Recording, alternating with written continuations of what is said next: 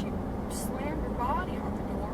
So I went through the back door, I went around the gate, and I went outside, and then she said, she called, she's still on the phone with Aunt Amelie, and she's asking her, what do I do?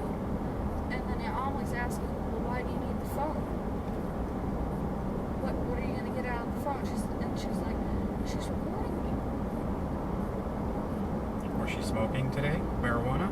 No, she hasn't since the cops got called. Was she drinking? No. And then she goes outside because I'm telling her to email you or call you, and she won't. And she starts screaming at me, "What's your password?" And I scream at her and I keep telling her to call you or email you, and she won't listen. And I said, I started walking over to the neighbors, and she's like, fine, I'll email, I'll call them. And then she tried to get on my phone again, but it didn't work. And then she called you. You just can't get into a phone by constantly pushing buttons for whatever password.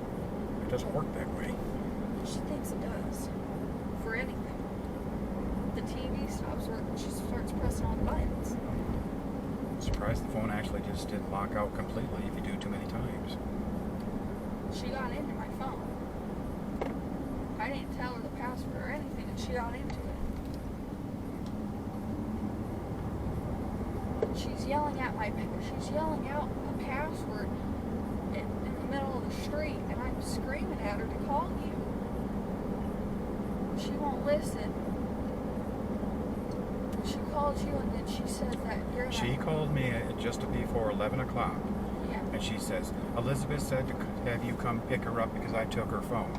And I told her, no, you send me an email. And I said, then I hung up. Because she's not supposed to be talking to me. She doesn't have to call me. She doesn't need to call me.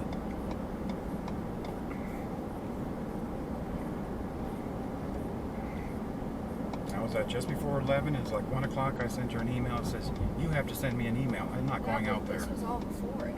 I know.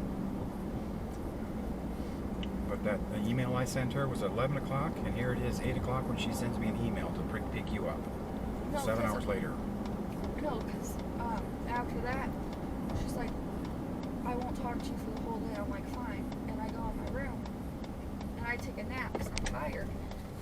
And I take a nap, and then we go to the school thing so I can meet the teacher and stuff and get my schedule. And then we come back. I didn't do anything. I just, because I said, I'm going to go take a shower, and she said, okay. And then after the shower, I asked her, can I have my phone? She's like, no. And I asked her, and I just looked at her, and I'm like, why? She's like, why for? You don't need it. And then I just go, and then I just go in my room again, and she throws a pencil case at my door. Like an hour later, she throws a pencil case at my door, and I come out, and I ask her, why'd you throw it? And then she's like, because I didn't feel like going by your door and then dropping it off.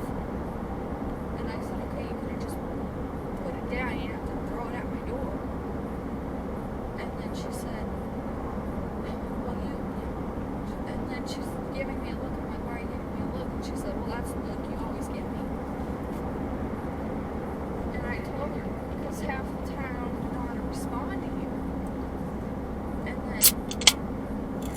then I go back in my room, and then 30 minutes later, she starts screaming. I don't even know what she's screaming about. And then she starts knocking on my door, and she starts saying, why is it a big deal? I was throwing the pencil case. I'm like, it's not a big deal. I just asked you why. And why you gave me a face and why you're talking to me like that. And she said, well, that's how you talk to me.